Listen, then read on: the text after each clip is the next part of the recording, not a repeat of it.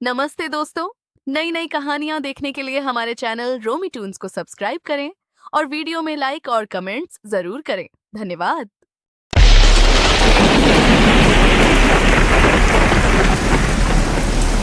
कहानी है एक ऐसे गांव की जहां 1 महीने तक लगातार बारिश हुई। आसमान जैसे खुलकर बरस पड़ा था और बादल दिन रात गांव के ऊपर मंडराते रहते थे। शुरुआत में लोगों को लगा था कि यह बारिश खेतों के लिए वरदान साबित होगी, लेकिन धीरे धीरे वही बारिश उनके लिए अभिशाप बन गई। लगातार होती बारिश के कारण बेचारे किसानों की फसल पूरी तरह खराब हो गई। खेतों में पानी भर गया, फसलें सड़कर मिट्टी में मिल गईं और महीनों की मेहनत पल भर में बर्बाद हो गई। हालात इतने खराब हो गए कि कई किसानों के घरों में खाने के लिए भी कुछ नहीं बचा। चूल्हे ठंडे पड़ गए थे और गांव के हर घर में चिंता और बेबसी का माहौल छा गया था।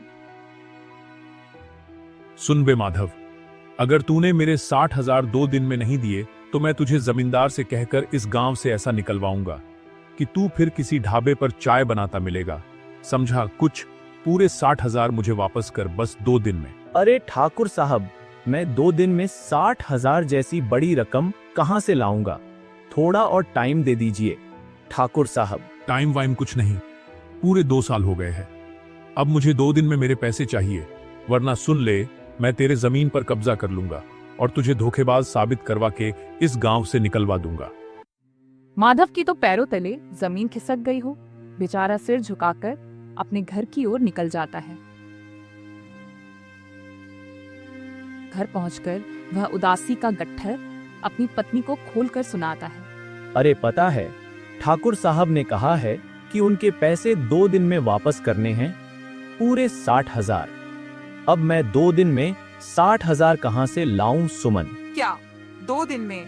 तुमने उनसे कहा नहीं कि थोड़ा और समय दे दें? हाँ, मैंने कहा था, लेकिन उन्होंने कहा कि अगर 2 दिन में पैसे नहीं दिए तो वह हमारे जमीन पर कब्जा कर लेंगे और हमें बेईमान साबित करके गांव से बाहर निकलवा देंगे। अरे नहीं, ऐसा कैसे हो सकता है? कोई हमें हमारे घर से बाहर कैसे निकाल सकता है? सुनो जी, एक काम करो, मेरे सोने के कंगन और झुमके बेच दो।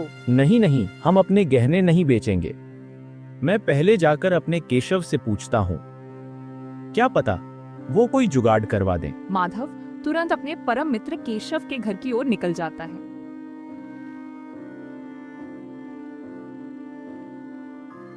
ओ भैया केशव, ओ भाई केशव, जरा बाहर तो आना। हाँ माधव भाई, क्या हुआ? काहे को चिल्ला रहे हो? आज छुट्टी है क्या? अरे केशव भैया, जरा पास तो आओ, मुझे आज तुम्हारी बहुत ज्यादा जरूरत है। अरे माधव, तू तो बहुत टेंशन में लग रहा है। क्या हो गया बता? घर में सब कुछ ठीक है ना? अरे केशव भैया, घर में कुछ भी ठीक नहीं है। जो वीरेंद्र ठाकुर है ना, उससे 1 साल पहले मैंने 60,000 लिए थे और मैं चुका नहीं पा रहा हूँ। अरे यह तो बड़ी गंभीर समस्या है। रुक माधव, मैं तेरी मदद जरूर करूंगा। तभी केशव की पत्नी राधा कहती है, अरे सुनते हो, जरा इधर तो आना, कोई जरूरी काम था, जल्दी आओ।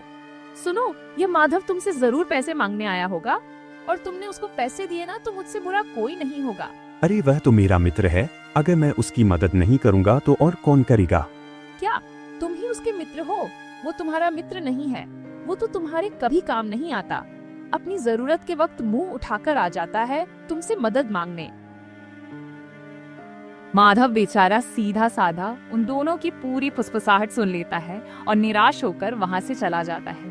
अरे भगवान, अब मैं 60,000 का कैसे जुगाड़ करूं? अगर मैंने पैसे नहीं दिए तो मेरा घर भी चला जाएगा। तभी एक बूढ़े काका माधव के पास आते हैं। अरे माधव बेटा, क्या हुआ? कैसे उदास बैठा है? यहाँ पर क्या किसी से झगड़ा हुआ है या कोई और परेशानी है? कुछ नहीं काका, मेरे ऊपर ठाकुर का 60,000 का कर्जा है और मैं चुका नहीं पा रहा हूँ। अब शायद ठाकुर मेरा घर पर कब्जा कर लेगा। बस इतनी सी बात बेटा? अरे काका, मैं कल रात से सोया नहीं हूँ और आप कह रहे हो बस इतनी सी बात। अरे माधव, मैं तुझे जानता हूँ, तू एक नेक इंसान है। अब तू पता नहीं किस कारण से पैसे नहीं चुका पाया होगा। हाँ काका, मैंने अपने माँ के इलाज के लिए पैसे लिए थे, लेकिन मेरे माँ भी गुजर गई और मेरे पैसे भी चले गए और अब मैं पैसे नहीं कमा पा रहा हूँ। सुन, मैं तुझे पूरे 60,000 दूंगा। क्या क्या कहा? आप मुझे पैसे दोगे? मजाक तो नहीं कर रहे? हाँ हाँ, बस तुझे मेरे ढाबे पर काम करना होगा, क्योंकि मुझे अपनी दुकान पर एक तेरे जैसे ईमानदार कारीगर की जरूरत थी। अरे हाँ हाँ, मैं पूरी ईमानदारी से काम करूंगा, बस आप मुझे पैसे दे दीजिए, मैं ठाकुर को देकर आता हूँ फिर। हाँ हाँ, तुम मेरे घर पर चलो, मैं तुम्हें पैसे देता हूँ। माधव खुशी खुशी काका के साथ चला जाता है। काका बिना किसी ड्रामा के माधव को पैसे दे देते हैं। माधव भी तुरंत ठाकुर के घर की ओर निकल जाता है और जाकर ठाकुर के मुंह पर पैसे फेंक देता है। नमस्कार ठाकुर साहब, यह लीजिए आपके 60,000, गिन लीजिए, पूरे 60,000 हैं। अरे माधव, कहीं डाका डाल के पैसे लाया है क्या? एक दिन में 60,000 ले आया। तू तो बड़ा खिलाड़ी निकला, कहीं गलत काम तो करना शुरू नहीं कर दिया? मैं कहीं से भी पैसे लाया हूँ, उससे आपको क्या मतलब? आप अपने पैसे रख लीजिए और मैं चलता हूँ। माधव पैसे देकर अपने घर की ओर निकल जाता है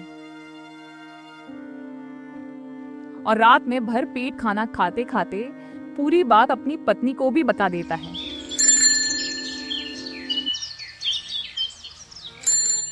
फिर अगली सुबह होती है और माधव काका के यहाँ काम पर पहुंच जाता है। अरे माधव, जल्दी से 2 प्लेट चिकन रोटी लगा कर दे, ग्राहक बैठे हैं। हाँ काका, बस बन ही रहे हैं, आज तो ज्यादा मसालेदार और स्वादिष्ट बनेंगे। माधव काका के ढाबे में खुशी खुशी काम करता है। अरे वाह, चिकन रोटी का तो स्वाद ही कुछ और है, मजा आ गया।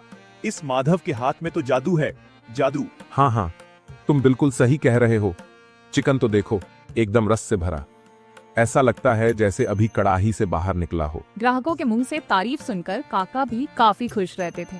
मैंने माधव को अपने ढाबे पर रखकर बिल्कुल सही किया। माधव के हाथों में तो सचमुच में जादू है, इसे तो शेफ होना चाहिए था।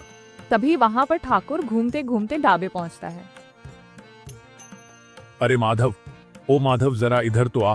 तू तो मेरा पुराना कर्जदार, मतलब मेरा बहुत प्यारा किसान रहा है। मुझे भूख लगी है, जल्दी से 2 प्लेट लगा दे, कहीं परसों की बनी हुई तो नहीं होगी। ठाकुर साहब, यहाँ पुराना या खराब कुछ नहीं मिलता, सब कुछ गर्मा गर्म बनता है। बासी चीजें तो हम किसी को खिलाते ही नहीं, क्या पता किसकी रात में तबीयत खराब हो जाए और हमारे ढाबे का नाम खराब हो जाए। ठाकुर साहब ने झटपट दोनों प्लेटें बड़ी स्वाद से छट कर दी। उफ, क्या स्वाद है! मेरी पत्नी के हाथ में तो इतना भी स्वाद नहीं है। माधव, तेरे हाथ में तो सचमुच जादू है।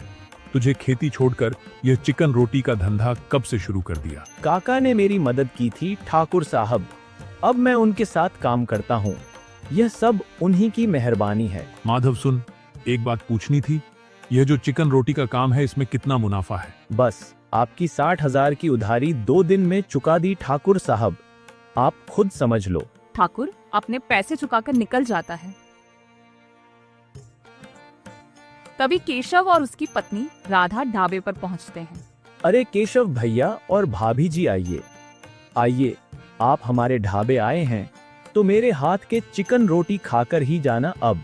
हाँ हाँ भाई, तेरे चर्चे सुन के ही तो आए हैं। चल फिर जल्दी से 2 प्लेट चिकन रोटी लगा। हाँ हाँ, तुम बैठो तो मैं अभी गर्मा गर्म चिकन रोटी लगाता हूँ। अरे इसकी तो किस्मत ही बदल गई। कहाँ यह गरीब हुआ करता था और अब सब जगह इसी के चर्चे हैं।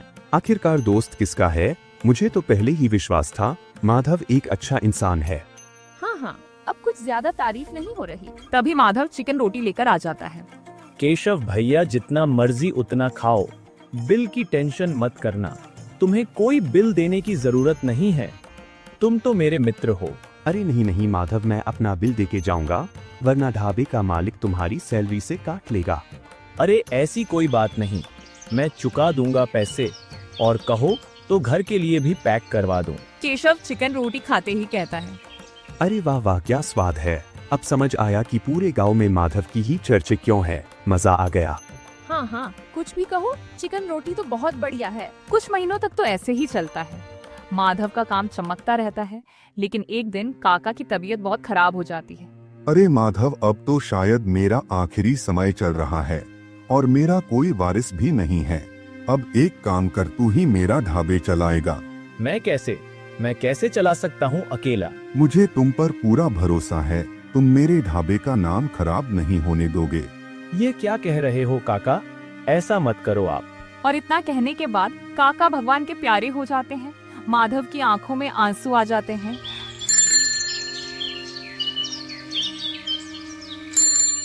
अब कुछ दिनों के बाद माधव ढाबे पर जाता है और चिकन रोटी बनाना शुरू कर देता है। तभी ठाकुर आता है। वाह वाह माधव, तूने तो ढाबे ही अपने नाम करवा लिया। ये क्या कह रहे हो ठाकुर साहब? मेरा ऐसा कोई इरादा नहीं है। हाँ हाँ, वो तो अच्छे ढंग से मुझे पता है। माधव को दुखी करके ठाकुर चला जाता है।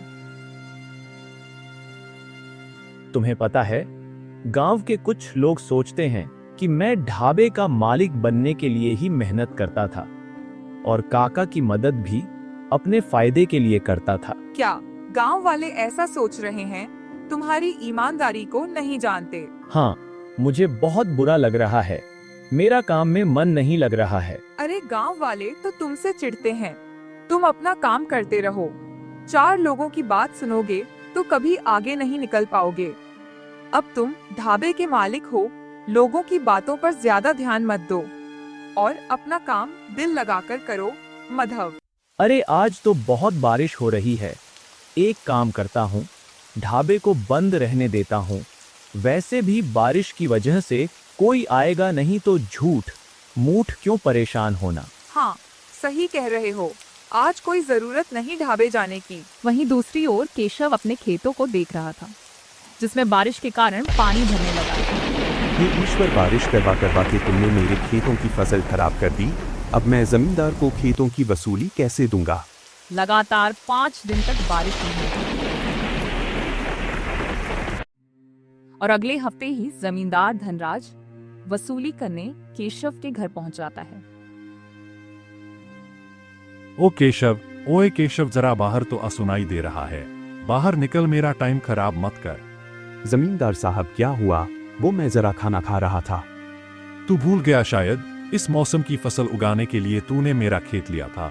अब मौसम खत्म होने आया, ला मेरे पैसे दे। पैसे? लेकिन जमींदार साहब, इस साल की फसल तो गांव में सबकी खराब हो गई और मेरी भी। तो फिर पैसे कहाँ से दूं आपको? हमारी कोई कमाई ही नहीं हुई।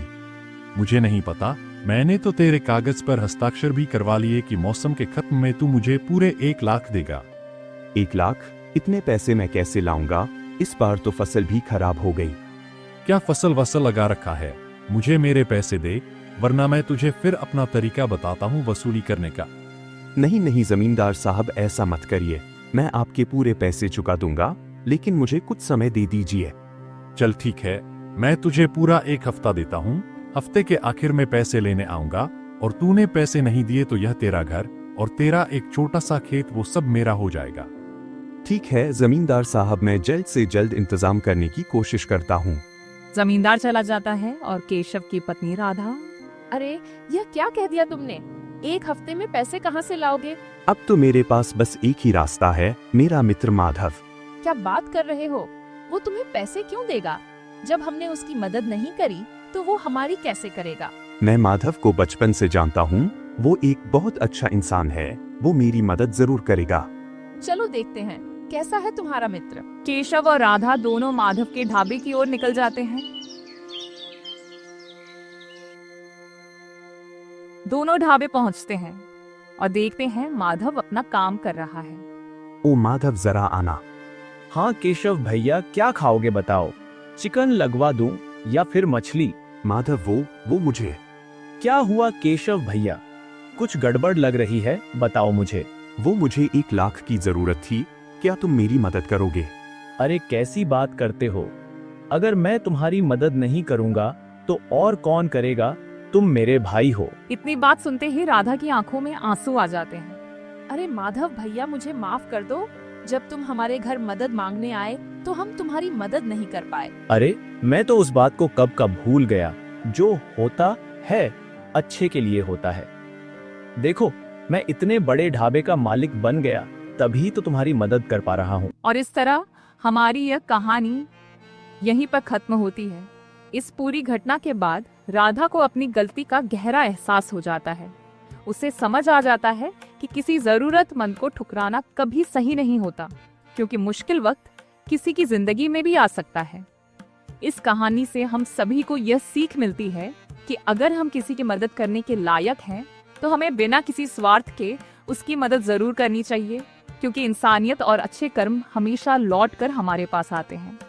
नमस्ते दोस्तों, नई नई कहानियां देखने के लिए हमारे चैनल रोमी टून्स को सब्सक्राइब करें और वीडियो में लाइक और कमेंट्स जरूर करें। धन्यवाद।